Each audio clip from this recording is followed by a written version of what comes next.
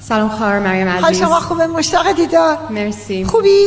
من خوبم. میخوام از این امکان استفاده کنم که از شما بپرسم که خودم بدونم چرا تشکیلات لازمه، این آدم ها رو محدود نمی کنه؟ مرسی. سوال به نظر من بسیار خوبی رو کردی. من فکر میکنم که وقتی که شما انتخاب میکنید که با یک دیکتاتوری بجنگین و مردمتون رو میخواین آزاد کنین، هیچگاه به تنهایی نمیتونین. بهترین آدمم که باشین.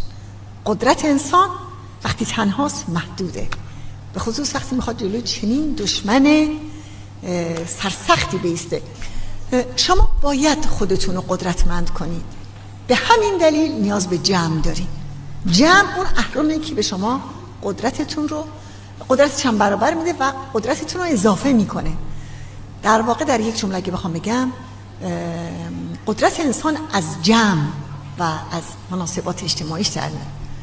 هر کس بخواد یک کار جدی بکنه، یک کار جدی بزرگ تو جامعه، در واقع نیاز به جمع داره.